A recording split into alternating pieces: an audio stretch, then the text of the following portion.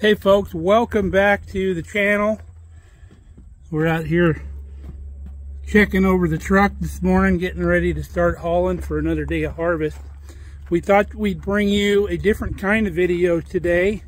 It's actually footage I shot yesterday, but I wanted to bring you the human side of farming. So come along and we'll go over that a little bit.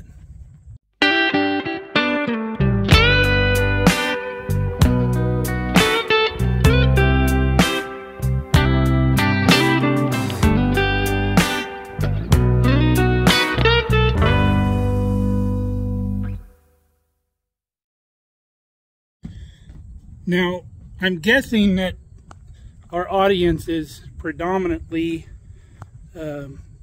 homestead type folks, because that's what we kind of shoot for, but maybe we're not, I don't know. But a lot of the people in our community have sort of a wrong opinion towards bigger farmers. They think they're polluting the earth and pumping the earth full of dangerous chemicals and in bed with Monsanto and all that other stuff.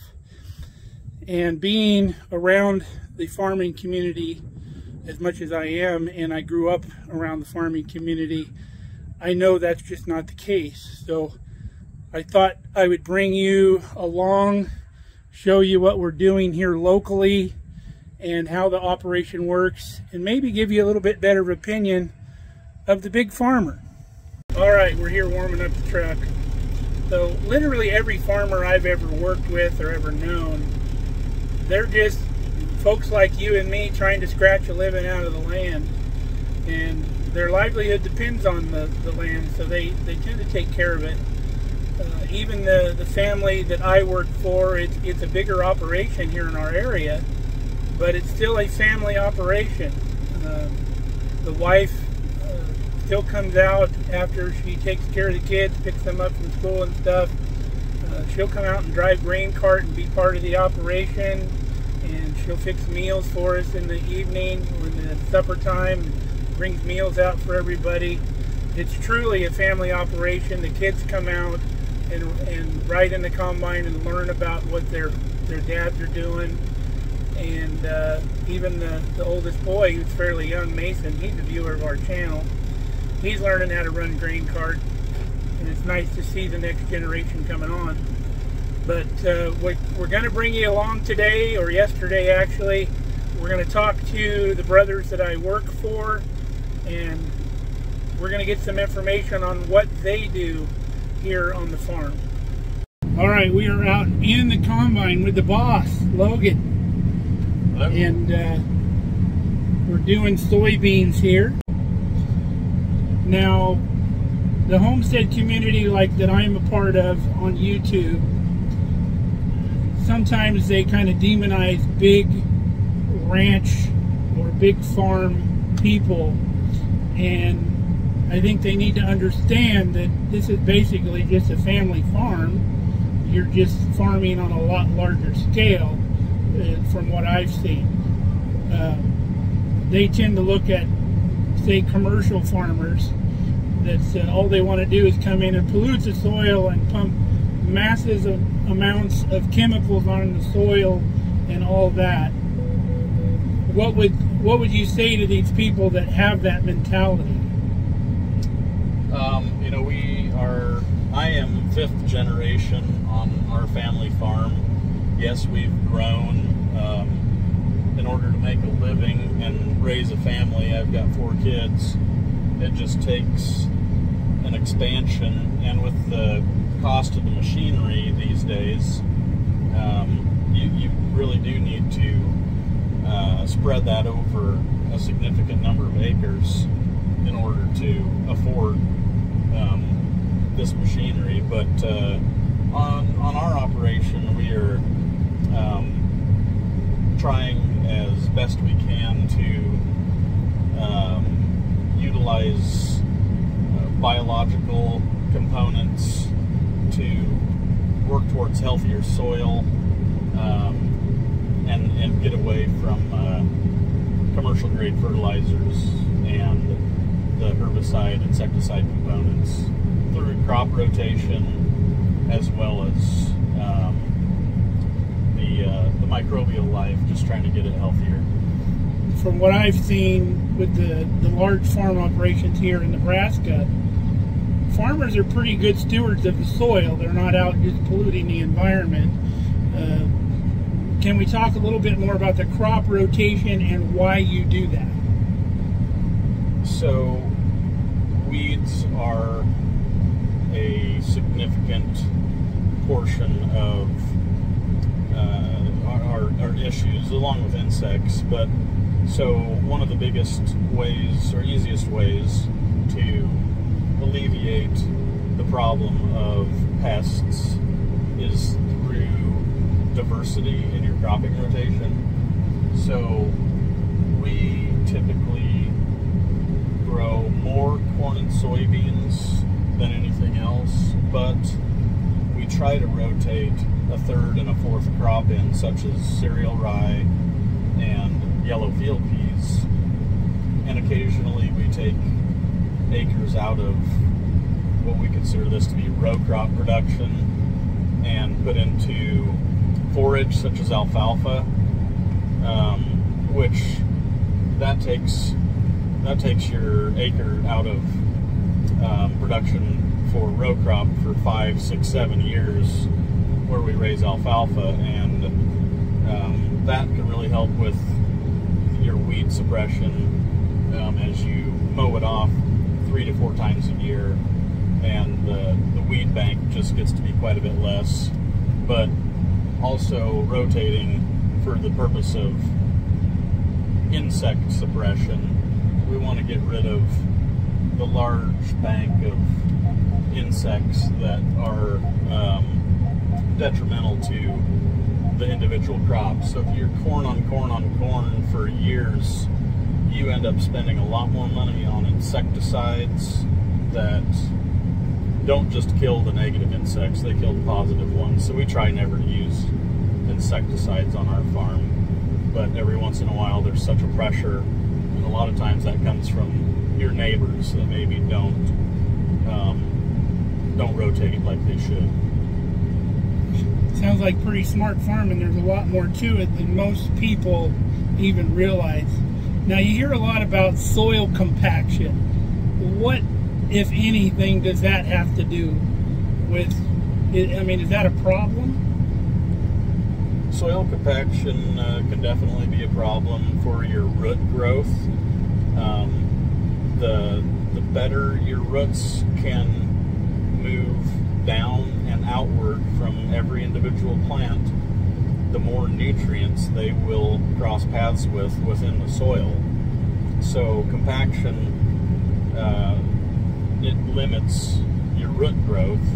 Therefore, you probably have to give them more fertility in that smaller root zone than they're able to access on their own. So there are several ways that you can alleviate compaction, and 2 of them are tillage, deep tillage, and the one I prefer is to utilize taproot cover crops such as radish and turnips. They will break through that hard pan compaction and allow future roots to find those same corridors to move into the depths and find more deeper water and nutrients.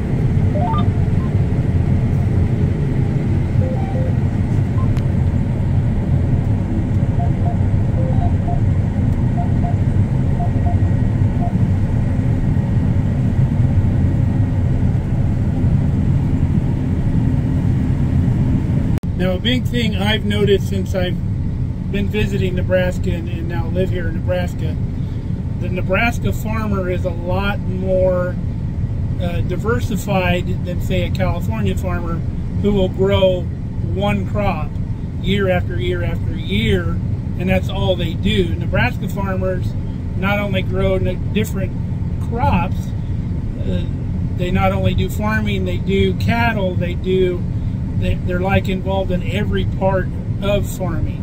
You know, they make their own hay, they do corn and soybeans, and it's like very diverse farming here. You know, when my dad was younger than me, they fed pigs, they milked cows, they put up hay, they would take butter and cream to town. I'm kind of glad we're not that diverse anymore. But we do have a significant amount of pasture. We no longer have our own cow herd, but we do rent pasture out, help the tenants with the cattle, you know, monitor and maintain the grazing, the fence, the water, and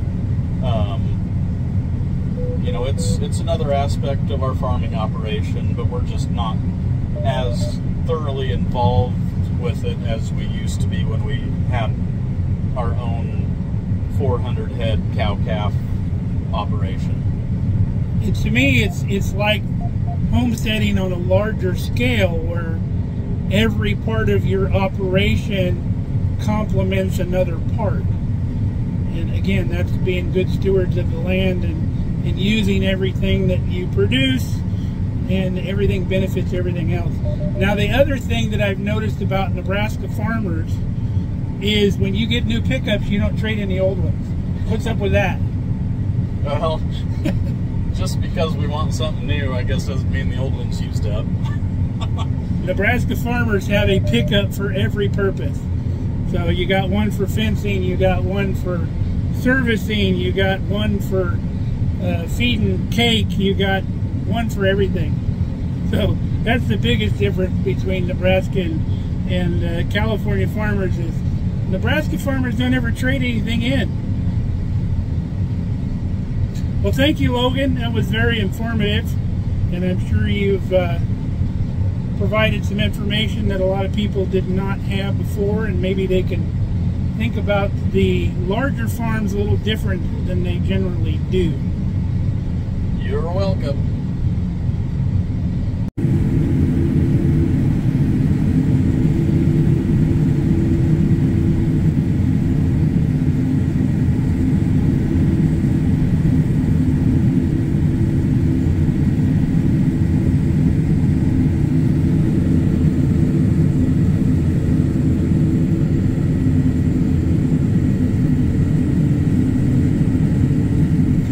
So now we got Clay. He's the other half of this operation, Logan's brother.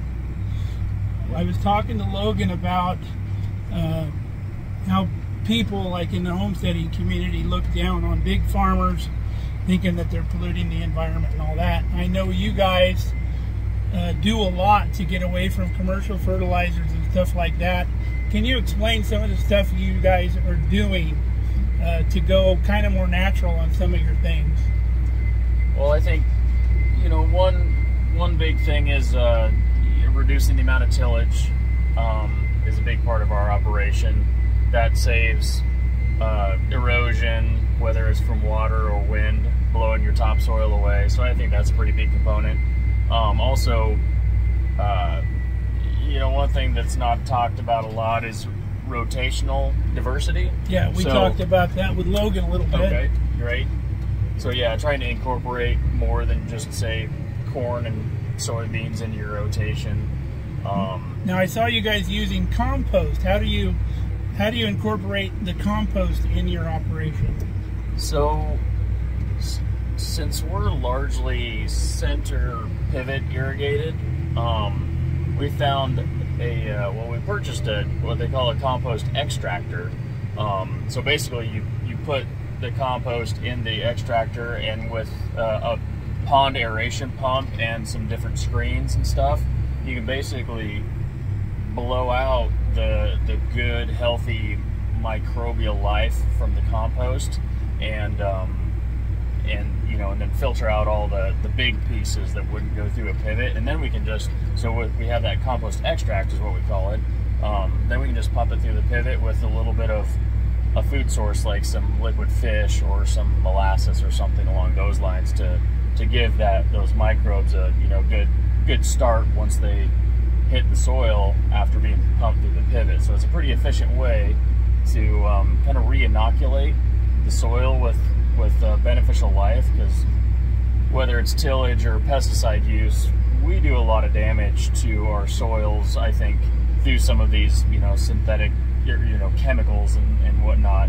And so, you know, by re-inoculating the soil with this compost extract, you know, it's kind of the same idea as eating yogurt, you know, or fermented food. It's good for your own guts as a human. It's kind of the same idea as far as soil health. So yeah, using the compost, and that way we don't have to use a lot of compost, because if we were to spread, you know, 1 ton of compost to the acre, that can be really, really expensive, where by extracting the microbial life from the compost, 1 ton will get us, you know, across 500 or 600 acres. So it's a lot easier and more efficient way to get that beneficial soil life, you know, across all of our acres.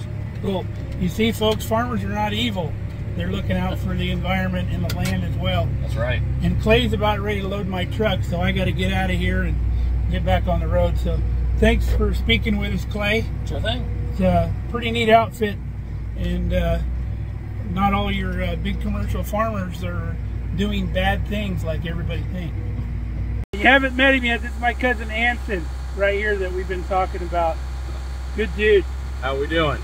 He's one of the funniest guys I know. Yeah, I don't know about that.